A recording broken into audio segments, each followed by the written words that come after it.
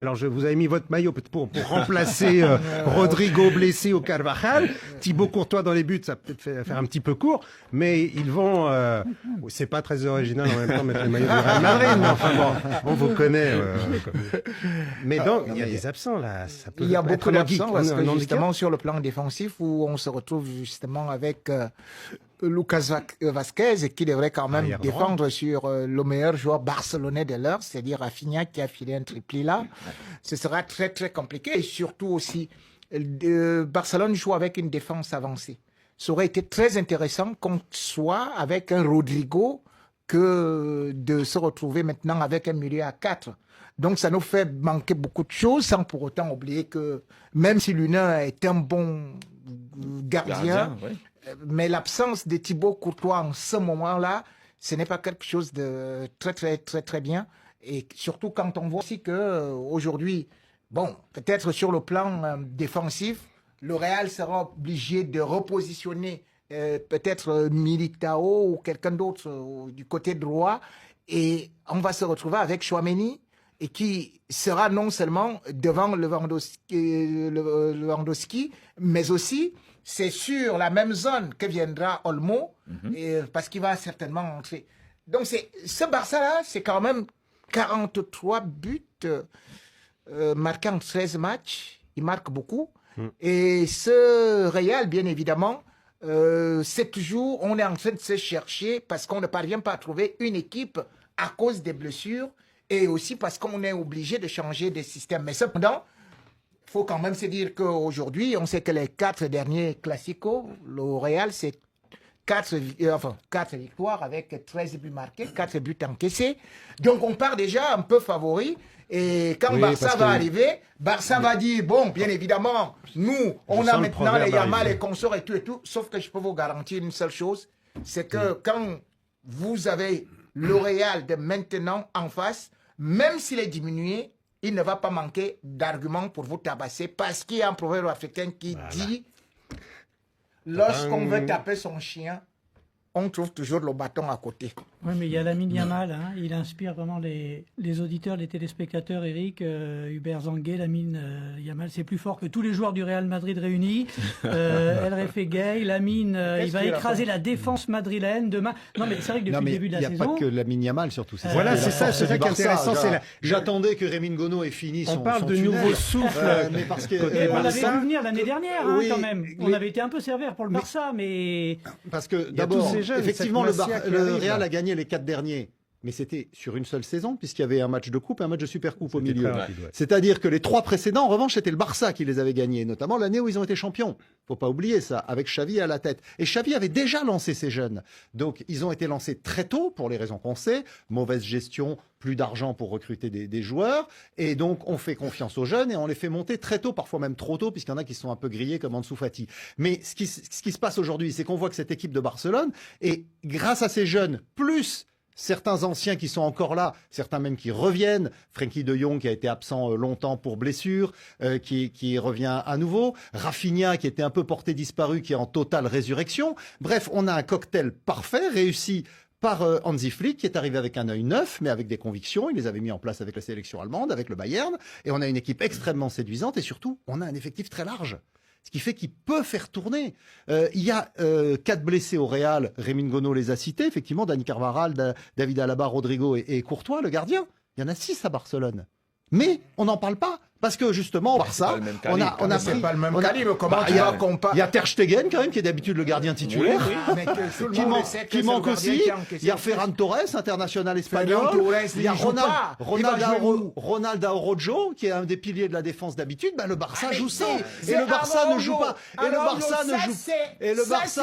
le Barça ne joue pas les pleureuses comme Rémin Gono depuis le début de l'émission. Oui, on a des blessés, on ne sait pas ce qu'on va se passer. Le problème que nous avons aujourd'hui, c'est que nous n'ayons pas Ter Stegen et Araujo. Parce que quand Vinicius les voit, il prend le feu et ils sont à terre. Donc il faut le savoir. Maintenant, les points faibles du Barça ne sont pas là. Donc pour moi, aujourd'hui, peut-être ce Barça par rapport aux joueurs du Real que tu es en train de citer quand même, Carvajal, mais attends, soyons sérieux, c'est notre capitaine. Quand vous n'avez pas peut-être le meilleur gardien du monde, parce que ce n'est pas... et tout. Sans même oublier Alaba, parce que tu ne parles même pas d'Alaba, qui est aussi blessé. J'en ai parlé. Donc, si j'ai cité la liste complète. Mais c'est vrai qu'il faut quand même souligner que ces jeunes qui arrivent, il n'y a pas qu'il y a mal. Ils ont fait leurs preuves, ils ont montré leur qualité en Ligue des Champions cette semaine. Alors ça, ils sont pas encore très connus. Les Casado, Cubarsí, il y a Gavi qui revient. Mais le Barça, on le sait, c'est un...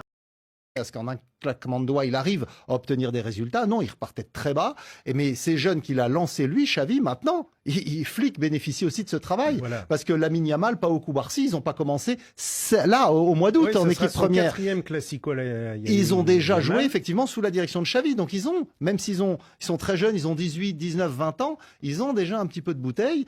Et je pense qu'avec cet enthousiasme et une certaine expérience, ils ont les moyens de faire face à la furia du Real Madrid dans son antre de Bernabéu. Hansi Flick a en effet profité du travail effectué par Xavi. Hansi Flick, pour qui ce sera le premier classico. Il aura en face, eh bien lui, un entraîneur beaucoup plus chevronné, Carlo Ancelotti. 16e classico pour lui, 9 victoires, 7 défaites. C'est assez équilibré. Alors, c'est un désavantage, cette inexpérience, en tout cas pas en Ligue des Champions, puisqu'on a vu que cette semaine, le Barça, qui n'avait plus battu le Bayern depuis 2015, a réussi cette fois à s'imposer. Alors, est-ce qu'Hansi Flick a la recette pour terrasser? Ils avaient entraîné pendant des années. Alors, est-ce que ça va s'appliquer aussi ce week-end face à l'ennemi? Mais ce qui était intéressant dans ce match contre le Bayern, c'est que le Barça démarre très fort, il marque les premiers. Et puis ils se font rejoindre. Et à ce moment-là, on se dit, ils sont peut-être un peu enflammés. Et le Bayern, qui a un peu plus d'expérience, risque de leur jouer un tour. Et puis en fait, ils ont su être très efficaces avec un Rafinha en feu. C'est pareil, lui, on n'en parle pas beaucoup. Mais je peux vous dire qu'à la une des journaux madrilènes actuellement, c'est Rafinha qui fait la une, plus presque Lamine Yamal, parmi les joueurs qu'ils craignent. Parce qu'il est capitaine du Barça. Il est capitaine du Barça. Il est à 2 triplés déjà depuis le début de saison. Et c'est vrai que c'est un joueur qui, au niveau de tout ce qu'il apporte dans le collectif barcelonais, est extrêmement important parce qu'il peut jouer sur un côté dans un schéma un peu défensif ou en numéro 10 quand il décide de jouer avec 4 attaquants. Donc c'est vraiment un joueur hybride qui s'intègre parfaitement à la philosophie de jeu des Blaugrana. Il y a un joueur dont on n'a pas trop parlé finalement, c'est Vinicius. Non, mais je veux dire, les auditeurs, les téléspectateurs, ils nous parlent de Vinicius, le facteur X du Real. Là nous dit Bini Yao, réaction d'Emmanuel Anegbamé également. La séquence, elle est assez dingue, parce qu'il y a eu ces 2 matchs de Ligue des Champions cette semaine, assez incroyable face au club allemand. Et il sera à Paris, Vinicius, lundi, pour sans doute peut-être recevoir le Ballon d'Or, quoi. Et au milieu, vous avez le Classico. Donc c'est la séquence, elle est assez dingue. Il peut vivre une semaine folle. 3 buts contre le Bayern, le Classico et derrière le Ballon d'Or. Bon. Ça peut être effectivement une bonne semaine. Alors donc il y aura Vinicius, il y aura Rafinha, puis il y aura un certain Kylian Mbappé. Ça sera son premier Classico sous votre maillot, là, celui du Real Madrid, le club de ses rêves. Alors est-ce que c'est le moment pour lui il y a quelques petites critiques, même s'il a quand même marqué 8 buts depuis le début de la saison, de passes décisives. Mais est-ce que c'est un match vraiment pour lui où il va vouloir briller samedi? Prenons l'historique déjà. Il n'a pas besoin... C'est Barça qui a peur de Kylian Mbappé. Il sort le parapluie. Non, on n'a pas besoin de sortir le parapluie. C'est 4 matchs pour Kylian Mbappé. Et c'est 6 buts. Donc un triplé face au Barça. C'est-à-dire que c'est le Barça qui sait que Kylian Mbappé est dangereux. C'est comme Vinicius. Quand il était à Paris, oui. Il y avait 6 buts au match de Ligue des Champions au Camp Nou où Paris était gagné 4-1. Tu as aussi parlé de Vinicius. Vinicius, c'est-à-dire que maintenant, il y a 2 poisons. Parce que vous avez Vinicius de l'autre côté. Donc, vous parliez tout de suite qui est déjà Ballon d'Or. Vous avez beau parler de Rafinha, il n'est pas parmi les 10. C'est Vinicius. Vinicius, vous le savez que même si c'est sur les 14 matchs, le gars, il a déjà marqué ses 8 buts. Vous savez qu'il a déjà fait peut-être 6 passes décisives, c'est-à-dire que pratiquement, il a provoqué 2 pénaltys. C'est-à-dire qu'il est capable, avec le système de Barcelone, si jamais vous recevez une balle derrière votre défense, avec la vitesse de Kylian Mbappé, qui a des difficultés lorsque les défenses sont regroupées, mais lorsqu'elles sont avancées, il est très dangereux avec Vinicius. C'est pour ça que je dis que, attention à ce Barça, le Real, enfin, à ce Real, Parce que le Barça... Oui, parce que le Barça, il est bon. Le Barça, il est bon. Mais sauf que ce Barça joue, j'insiste encore, avec une défense avancée. On a pu d'ailleurs constater que n'eût été par voir le manque de vitesse d'Olysée. C'est-à-dire que chaque fois qu'on lançait, il pouvait faire du mal. C'est la course Bayern. Mais maintenant, face au Real Madrid, où vous risquez d'avoir 4 milieux de terrain, or le Barça domine beaucoup au milieu de terrain. Si vous avez déjà le milieu de terrain du Real qui est renforcé et 2 fléchettes devant, alors là, croyez-moi, ça risque d'être... Je ne suis pas sûr. C'est lui qui vous suit et lui dit attention, vous verrez, il y aura beaucoup de hors-jeu parce que la défense du Barça, elle va s'aligner, elle va monter. Non, ils vont tomber dans le piège. je ne suis pas sûr qu'il joue comme ça. Je suis pas sûr que Barcelone joue comme ça. Je pense Parce que Hansi Flick, il va vraiment pas faire ça, d'autant plus que tu es à l'extérieur, tu es à Madrid, tu peux pas te permettre d'aller aussi haut. Il jouait comme ça contre le Bayern parce qu'on sait, tu parlais tout à l'heure, Rémi, de lycée, de Gnabry, de Harry Kane, c'est pas des joueurs qui partent dans la profondeur. Il sait très bien que c'est des joueurs qui viennent demander le ballon dans les pieds. Et pour lui, pour les empêcher de jouer, il faut que le joueur il soit au contact. Mais quand vous avez Kylian Mbappé, vous avez Vinicius, c'est des joueurs qui bouffent l'espace, qui mangent l'espace. Tu peux pas te permettre d'avoir 30 mètres dans ton dos.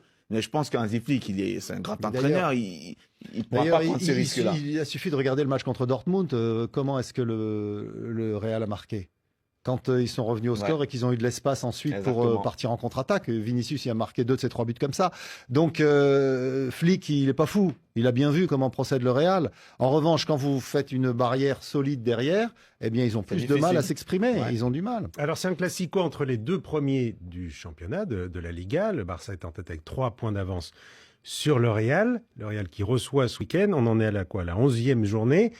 C'est un match plus important pour laquelle des 2 équipes? Pour le Real qui se verrait un petit peu décroché, ou est-ce qu'il y a un petit peu plus de pression de ce côté-là, ou pas du tout en général, les derbys, les classicos comme ça, c'est le match un peu des supporters. C'est le match de la fierté, le cuisson. Mais là, si le Barça gagne, il y aurait 6 points déjà. Oui, mais on a la 11e journée. Il en reste encore pas mal derrière. On a déjà vu où des équipes qui avaient 15 points d'avance et qui se sont fait rattraper. Je pense notamment même à Arsenal. Pendant un moment en Angleterre avait énormément d'avance sur City. À la fin, City a été champion. Ce match-là ne va pas déterminer la suite du championnat. Pour moi, c'est impossible. C'est un marathon. C'est bien de gagner parce que bon, en plus, si Barcelone gagne, ils vont stopper une série quand même dingue de 4 victoires pour le Rémi Real. va peut-être nous donner une statistique sur la série du Real en championnat, en Liga. Depuis combien de temps ils sont invaincus? Je vais réussir à coller Rémi De Ngono. toute façon, nous sommes 42, déjà non 42, 43 matchs. 43 sans défaite détenus par le Barça. C'est effectivement, si demain le Dans Real ne perd pas illégal. À la Leverkusen, on s'approche là des records. Le Real Madrid est invaincu en plus à domicile depuis avril 2023. Ça fait 33 victoires, 7 nuls. Victoire par KO. Rémi, là, vous êtes battu à plat de couture. Je m'y attendais pas, je suis un peu ému. Bref, bon, en tout cas, Real Madrid, FC Barcelone.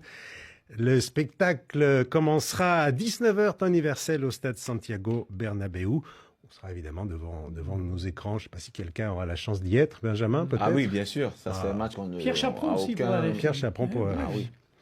On en parlera évidemment lundi dans Radio Foot International. En attendant, on se penche maintenant sur un autre classique très alléchant.